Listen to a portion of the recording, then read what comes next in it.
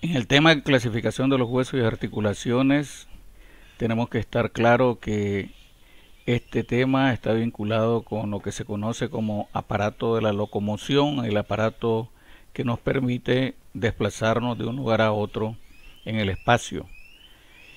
El aparato locomotor está compuesto por una porción activa y una porción pasiva. Los huesos y las articulaciones forman la porción pasiva. Esto significa que no tienen capacidad de contracción. La porción activa la componen precisamente los músculos con sus tendones de origen e inserción. Son los músculos a través de sus proteínas que tienen la capacidad de contracción, son los que al contraerse producen el movimiento. Así que los músculos con sus tendones representan la porción activa del aparato locomotor, o sea, los que producen el movimiento. Los huesos y las articulaciones facilitan el movimiento, pero como ya hemos dicho, huesos y articulaciones forman la parte pasiva del aparato del movimiento o locomoción. El esqueleto en general tiene funciones biológicas y funciones mecánicas. Dentro de las funciones mecánicas está precisamente la locomoción, que es la capacidad de trasladarnos en el espacio. Tenemos dentro de las otras dos funciones mecánicas son la función de protección y la función de sostén. Los huesos del esqueleto al articularse forman cavidades, las famosas cavidades corporales, la cavidad craneana, la cavidad orbitaria, la cavidad torácica, la cavidad abdominal y cavidad pélvica, etc. Estos huesos al articularse forman estas cavidades que protegen.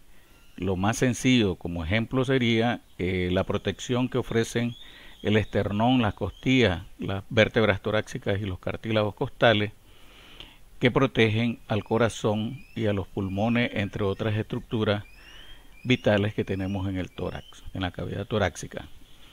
Y la función de sostén, en los huesos del esqueleto se fijan los músculos, los tendones de origen e inserción muscular, y esto es lo que se le llama función de sostén. Algunos órganos torácicos y abdominales también se fijan en las costillas y las vértebras. Esa es la función de sostén. Hemos señalado la función de protección y la función de locomoción. Esas son las tres funciones mecánicas. Luego tenemos las funciones biológicas. Los huesos del esqueleto sirven de depósito de sales minerales, por ejemplo calcio.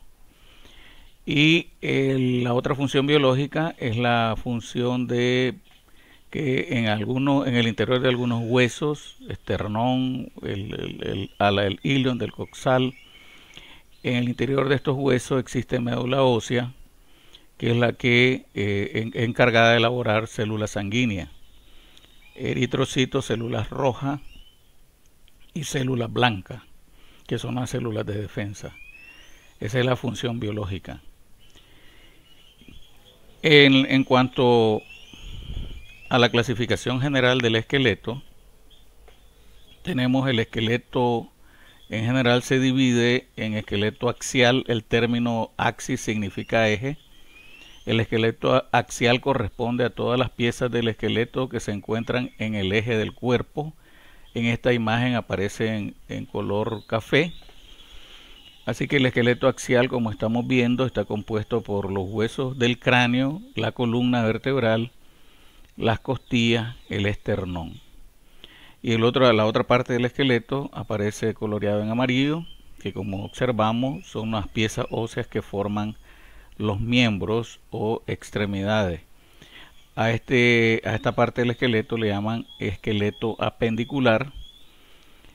De que este concepto apendicular es que los huesos que forman los miembros o extremidades están unidos al tronco como apéndices del tronco. De ahí el concepto de apendicular. Entonces, en resumen, el esqueleto apendicular son todos los huesos que forman los miembros, miembro superior y miembro inferior. En cuanto a la clasificación de los huesos, hay una clasificación que toma en cuenta el desarrollo de los huesos. Existe esta otra clasificación en la que se toma en cuenta la forma. Nosotros sabemos que por física toda masa tiene tres dimensiones: largo, anchura y espesor. En el caso de la forma de los huesos largos, que es el primer tipo que observamos aquí, los huesos largos son huesos que parecen tubos, algunos autores por eso le llaman huesos tubulares, en la que se definen a los huesos largos como huesos en los que la longitud predomina sobre las otras dos dimensiones, que son la anchura y el espesor. Los huesos largos tienen como característica que tienen dos extremos o epífisis unidos por la diáfisis. En la región del cuerpo o diáfisis, los huesos largos, aquí observamos un corte transverso. Los huesos largos en la porción central del cuerpo o diáfisis tienen forma de prisma triangular. Por eso, como información general, en los cuerpos de los huesos largos, con algunas pequeñas excepciones, tienen tres bordes y tres caras. Eso lo vamos a ver cuando describamos prácticamente todos los huesos de los miembros, el miembro superior, el miembro inferior, la tibia, el peroné, el fémur, el húmero, el cúbito, el radio, tienen en su cuerpo o diáfisis tres bordes y tres caras.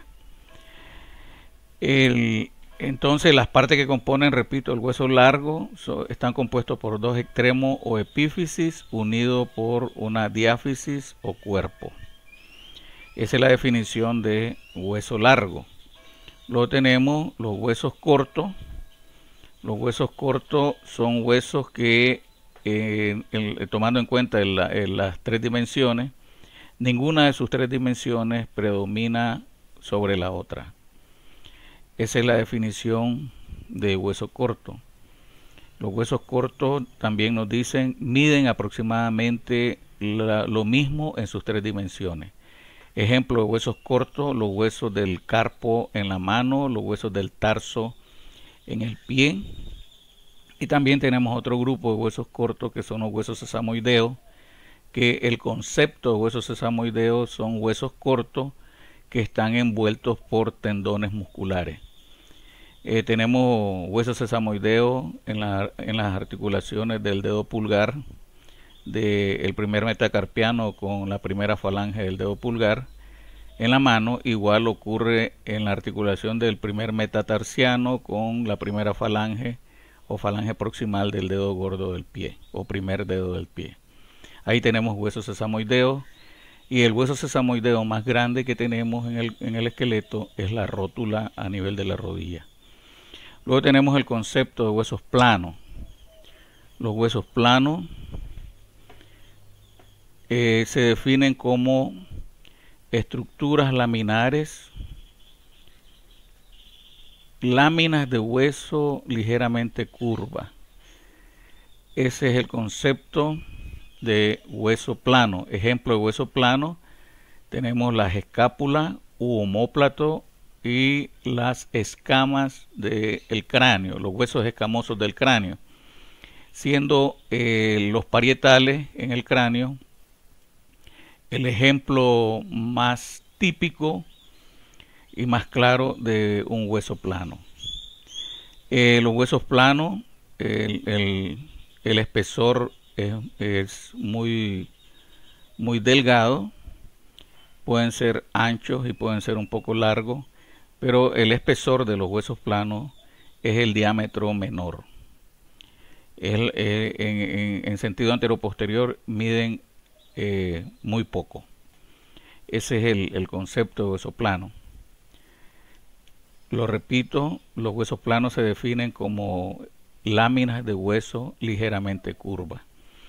Recordemos entonces, si son láminas de hueso, un hueso plano en su descripción se describen únicamente dos caras. El ejemplo de la escápula, pues en la escápula vamos a describir que tiene una cara anterior y una cara posterior. El último grupo de los huesos son los huesos mixtos o irregulares. Los huesos mixtos o irregulares se definen como huesos que tienen estructuras complejas, y esta estructura compleja no permite agruparlos en los tres grupos anteriores. Los huesos mixtos o irregulares están ubicados en la base del cráneo, forman parte del esqueleto de la cara o esqueleto, el cráneo facial o viscerocráneo, y en muchos de estos huesos existen cavidades en el interior del cuerpo de los huesos o en la escama. En el caso del frontal, existen espacios que se llenan de aire cada vez que nosotros respiramos. Están conectados con las fosas nasales, y al existir una cavidad dentro del hueso que se llena de aire, se conocen como huesos neumáticos.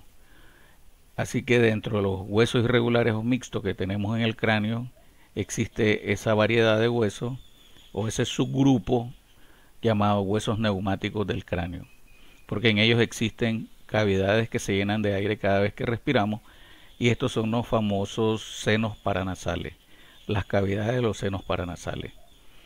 Cuando hay infección, inflamación de la mucosa que cubre los senos paranasales, es cuando nos diagnostican sinusitis. Luego tenemos las articulaciones. Las articulaciones se definen como unión entre dos o más huesos. Deben de haber al menos dos huesos para que se dé una articulación. El término artron significa unión, así que articulación se define como la unión entre dos huesos o más huesos. En el caso de la rodilla tenemos que se establece la unión entre el fémur, la tibia y la rótula. En este ejemplo existen tres huesos a nivel de la rodilla articulándose. Simplemente articulación es unión entre al menos dos huesos. Existe una clasificación compleja, un poco tediosa para aprender, de las articulaciones, que toma en cuenta los ejes alrededor de los cuales se mueven las articulaciones. Así tendríamos articulaciones monoaxiales, biaxiales y poliaxiales. Eso es en el sentido si se mueven alrededor de un eje. Ya decíamos que axis significa eje.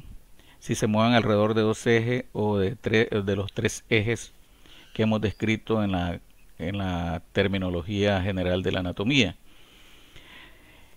Un ejemplo de articulación monoaxial es las articulaciones trocleares, que se mueven alrededor del eje horizontal o transverso y permiten flexión y extensión. Las articulaciones condilias son biaxiales, se mueven alrededor del eje anteroposterior y el eje transverso, permiten flexión, extensión, abducción y aducción. Ese es un tipo de clasificación que lo menciono, pero nos centraremos en la clasificación de las articulaciones tomando en cuenta el tejido que participa uniendo los huesos a nivel de la articulación. Tomando en cuenta el tejido que une los huesos en una articulación, las articulaciones pueden ser fibrosas, cartilaginosas o sinoviales. Eso significa que si el tejido que une los dos huesos que se están articulando es tejido fibroso, le llaman articulaciones fibrosas. Si el tejido que está uniendo los huesos que se articulan es cartílago, le llaman articulaciones cartilaginosas. Y si en la articulación existe una membrana sinovial en el interior de una cápsula articular, a estas articulaciones le llaman articulaciones sinoviales. Las articulaciones fibrosas a su vez se subdividen, como estamos viendo aquí, en suturas que existen a nivel del cráneo, en las que el tejido fibroso es una delicada película uniendo las dos superficies articulares. prácticamente ese tejido fibroso es microscópico, es poco perceptible al ojo humano. Luego tenemos la sindesmosis, que el término desmo, que está implícito en este término, el término desmo significa membrana, así que la sindesmosis es la formación por parte de tejido fibroso de una membrana fibrosa. Ejemplo de esto es la membrana interósea, que es una membrana fibrosa que une el cuerpo del cúbito y el cuerpo del radio en el antebrazo. También tenemos la formación de la membrana interósea, que une el cuerpo de la tibia y el cuerpo del peroné en la pierna. Son los ejemplos de sindesmosis. La tercera subclase de articulación fibrosa es la gónfosis. Se establece a nivel de la unión del alvéolo dental, ya sea en la mandíbula o en el maxilar, que se une por medio de un pequeño ligamento fibroso con la raíz del diente. Eso se llama gónfosis. Así que las articulaciones fibrosas son la sutura, la sindesmosis y la gónfosis. Luego las articulaciones cartilaginosas pueden ser primarias y secundarias. El ejemplo de articulaciones primarias son los discos de crecimiento de los huesos largos, que existen hasta que el sujeto deja de crecer alrededor de los 21 años. Una vez que el sujeto deja de crecer, estos anillos de cartílago hialino, que son los discos de crecimiento que están en los huesos largos, ese cartílago se osifica y se transforma en hueso. El proceso de osificación es la captación de sales de calcio por parte del cartílago hialino, que forma los discos de crecimiento en los huesos largos. El concepto de primaria obedece a que nuestro primer esqueleto embrionario está formado por cartílago hialino, y dado que los discos de crecimiento de los huesos largos es cartílago hialino y que existe desde que somos embrión, es por eso que le llaman articulaciones cartilaginosas primarias. Las articulaciones cartilaginosas secundarias aparecen posteriormente a la etapa embrionaria y están unidas por un fibrocartílago. Las articulaciones cartilaginosas secundarias están presentes a nivel de la sínfisis del pubis y en la articulación entre los cuerpos vertebrales de la columna, donde existe un fibrocartílago llamado disco intervertebral. Sínfisis del pubis y la articulación entre los cuerpos vertebrales por la presencia del disco intervertebral son las articulaciones cartilaginosas secundarias en las que participa un fibrocartílago. Es un cartílago con abundante tejido fibroso. Luego tenemos el tercer grupo de articulaciones, que son las articulaciones sinoviales. En esta existe una cápsula articular uniendo los dos huesos. Existe una cavidad articular, una cápsula articular fibrosa. Existen ligamentos articulares uniendo los dos huesos que se articulan, y en el interior de la cavidad articular, en el interior de la cápsula articular, existe una membrana que cubre a los huesos y a la cápsula articular. Esa membrana se llama membrana sinovial. Esta membrana produce un líquido llamado sinovia que se deposita en la cavidad articular y lubrica, cumple el papel de lubricación de las superficies articulares. Las articulaciones sinoviales se clasifican en base a la forma de las superficies articulares de los huesos que se unen en la articulación. En este grupo tenemos articulaciones sinoviales planas, trocleares o en bisagra, articulaciones trocoideas o en pivote, articulaciones de encaje recíproco o en silla de montar, las articulaciones condilia y las articulaciones esferoideas.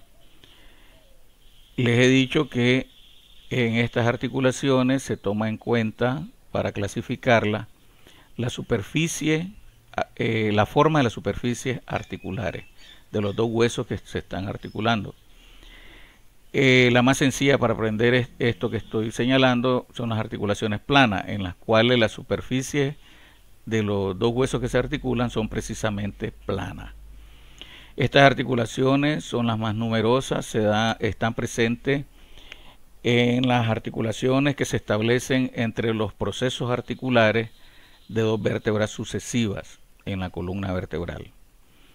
Son las más numerosas, las articulaciones más numerosas, porque están presentes en todas las vértebras móviles de la columna. Luego tenemos las articulaciones trocleares o en bisagra. En esta articulación, uno de los huesos, una de las superficies articulares de los huesos que se están articulando, tienen forma de polea. Estas articulaciones son monoaxiales y permiten los movimientos de flexión y extensión. Ejemplo de estas tenemos en las articulaciones interfalángicas, en los dedos, y la articulación del codo. La articulación que se establece entre el húmero y el cúbito. Luego tenemos las articulaciones trocoideas o en pivote. En esto se toma en cuenta que una de las superficies que se articula tiene forma de eje de rotación. Como lo vemos, estas articulaciones permiten movimientos rotatorios, son también monoaxiales, se mueven alrededor del eje vertical o longitudinal. Ejemplo de esta articulación tenemos la articulación radiocubital proximal. Eso significa que es la articulación que se establece entre el extremo superior y proximal del cúbito y el radio en el antebrazo, en el que el cuello del radio gira alrededor de un anillo fibroso que rodea al cuello del radio. El otro ejemplo de articulación trocoidea o en pivote es la articulación entre el atlas y el axis, llamada articulación atlantoaxial, en la que el diente, el proceso odontoideo del axis, rota relacionándose con el arco anterior del atlas, y un anillo y un ligamento fibroso en forma de cruz. Esto permite la rotación del cráneo en los movimientos que hacemos cuando hacemos negación con la cabeza. Ahí actúa esta articulación atlantoaxial. Luego tenemos, de esto de pivote, vean ustedes, el término trocoidea es un nombre un tanto poco común, pero el término pivote sí lo hemos escuchado. En el deporte se usa el término de pie pivote en el jugador de básquetbol, que precisamente el pie pivote al jugador de básquetbol le permite rotar sobre ese pie. Y luego tenemos las articulaciones de encaje recíproco o en silla de montar. Esta articulación se dice que la articulación entre la clavícula y el esternón es ejemplo de articulación en silla de montar. Y tenemos también como ejemplo de articulación en silla de montar o de encaje recíproco a nivel de la articulación de la base del primer metacarpiano con el trapecio, que es un hueso del carpo. Por eso se llama articulación carpo-metacarpiana del dedo pulgar. Es el ejemplo más conocido. La importancia en la mano de esta articulación de encaje recíproco en silla de montar es que nos permite realizar los movimientos de oposición del dedo pulgar sobre la palma de la mano. El hecho de llevar el dedo pulgar hacia la palma de la mano, eso se llama movimiento de oposición. Y este movimiento en la mano del hombre le permite usar la mano del hombre como instrumento de trabajo. En lo del encaje recíproco, quienes han montado caballo en sillas de montar saben que la superficie de la montura del caballo de adelante hacia atrás en sentido anteroposterior es cóncava y en sentido transverso la silla de montar es convexa. Esto el periné del jinete cae sobre estas dos superficies de la silla de montar de forma recíproco. Si en sentido anteroposterior la silla de montar es cóncava, es porque el periné del jinete en sentido anteroposterior es convexo. La silla de montar en sentido transverso es convexo, y esto es porque el periné del jinete en sentido transverso es cóncavo. Así que en las articulaciones una superficie convexa debe de articularse con una superficie cóncava y una superficie cóncava con una convexa de forma recíproca. Ese es el concepto de articulación de encaje recíproco o en silla de montar. Luego tenemos las articulaciones condilia. La rodilla es un ejemplo donde se articulan los dos cóndilos del fémur con los dos cóndilos de la tibia. Una de las superficies de los huesos que participan en la articulación tiene forma de elipse y la superficie es convexa. Ese es el concepto de cóndilo. También tenemos como ejemplo de articulaciones condilia la articulación temporomandibular. Estas siglas deben de aprendérselas desde ya. Para los que estudian odontología, ATM significa articulación temporomandibular, en los que los cóndilos, a diferencia de la rodilla, que los cóndilos del fémur están unidos, en la mandíbula tenemos un cóndilo derecho y un cóndilo izquierdo. Están separados los cóndilos en cada una de las ramas de la mandíbula. Por eso le llaman articulación bicondilia, porque son dos cóndilos combinadas, porque están separados, pero trabajan al unísono. Cuando abrimos la boca o la cerramos, los cóndilos de la mandíbula se mueven simultáneamente. Las articulaciones esferoideas, que es el último grupo de las articulaciones, uno de los huesos que se articula tiene forma de esfera. De ahí el término esferoidea, que debe entenderse. Este término esferoidea es que parecen esfera. Eso es el sentido literal de esferoidea, que una de las superficies parece una esfera o en forma de esfera. Estas articulaciones son las más móviles y ejemplo de ellas son el hombro, la articulación del hombro entre la escápula y la cabeza del húmero, y la articulación de la cadera que se establece entre el coxal y la cabeza del fémur. En estos dos ejemplos, la cabeza del húmero y la cabeza del fémur tienen forma esférica. Son las articulaciones que realizan movimientos más amplios.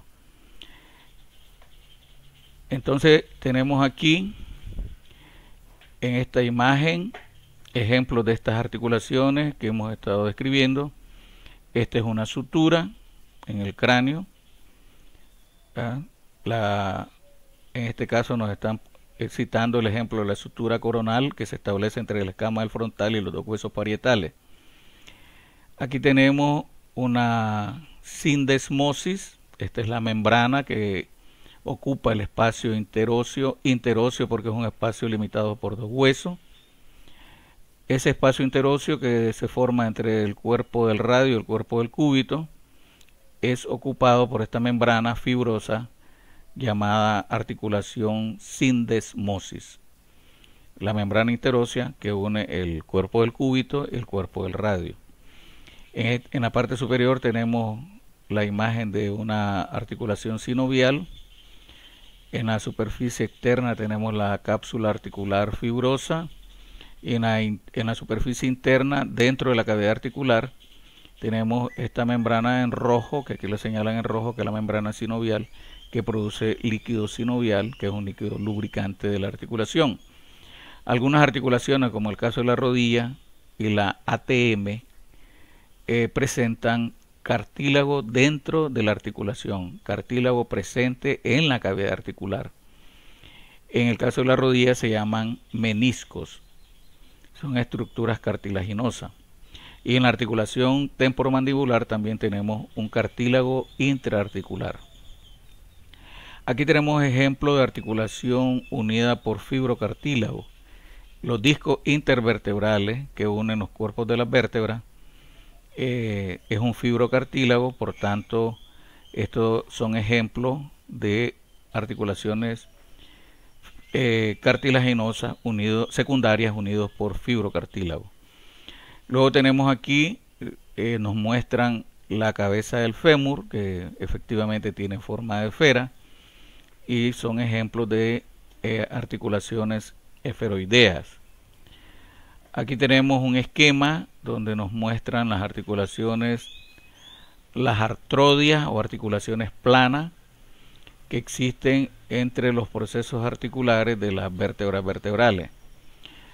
Artrodias o articulaciones planas.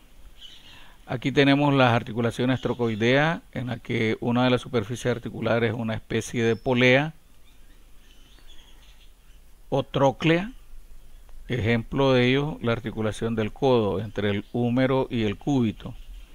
Aquí tenemos una enartrosis o articulación esferoidea. Las enartrosis son las articulaciones más móviles, que son las esferoideas. Aquí tenemos una articulación condilia. Nos ponen el ejemplo de los cóndilos del occipital al articularse con las masas laterales del atlas.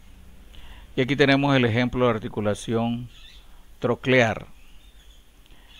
La articulación troclear son monoaxiales, hemos dicho, y el ejemplo que tenemos es la articulación del codo. He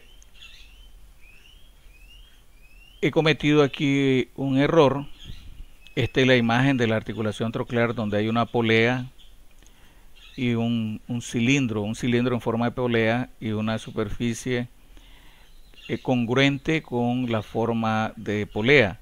Aquí lo que nos estaban mostrando es la articulación trocoidea. Corrijo esto es la articulación trocoidea.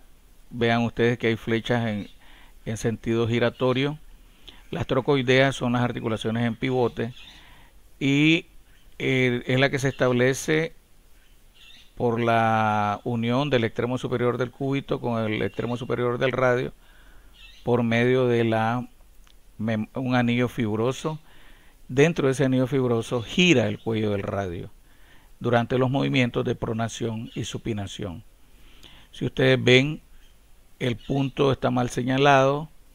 Esta imagen con esta es la misma. En esta imagen están señalando las trocleares y deberían de haber puesto ese punto rojo en el cuello del radio.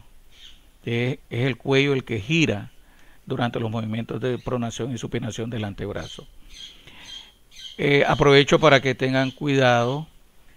Este término trocoidea o trocoide se nos puede confundir fácilmente con troclear. Trocoide y troclear fonéticamente son muy parecidos. En esta imagen nos muestran también ejemplos de otras articulaciones de las que hemos mencionado. Esta es la articulación entre el axis y el atlas, que permite los movimientos de rotación de la cabeza. Este es el cilindro, este es el proceso odontoideo, que es este mismo, que permite los movimientos de rotación. El proceso odontoideo del axis sirve de eje de rotación. Aquí nos muestran el esquema de las articulaciones esferoideas. Hay una esfera que se articula con una superficie cóncava. Es el caso de la articulación de la cadera, que nos muestran aquí, donde la cabeza del fémur se articula con la cavidad acetabular del coxal. Luego tenemos aquí en el codo la articulación troclear, que hay una especie de polea que la presenta el húmero, donde se articula el extremo superior del cúbito, y permite movimientos de flexión y extensión del antebrazo. Aquí tenemos una articulación plana. Otro ejemplo, decíamos que las articulaciones planas abundan en la columna entre los procesos articulares de las vértebras, pero aquí tenemos otro ejemplo. La articulación de la clavícula con el proceso acromial de la escápula es un ejemplo de articulaciones planas, donde vemos que dos superficies planas se articulan entre sí. Aquí tenemos la articulación de encaje recíproco en silla de montar entre el trapecio y la base del primer metacarpiano. La importancia de esta articulación en la mano, ya hemos dicho, que permite los movimientos de oposición. Tenemos ejemplos de articulación condilia, la cabeza de los metacarpianos, articulándose con la primera falange de los dedos. La cabeza de los metacarpianos es un cóndilo que se articula con una superficie cóncava que está presente en la base de las falanges proximales o primera falange de los dedos. Gracias.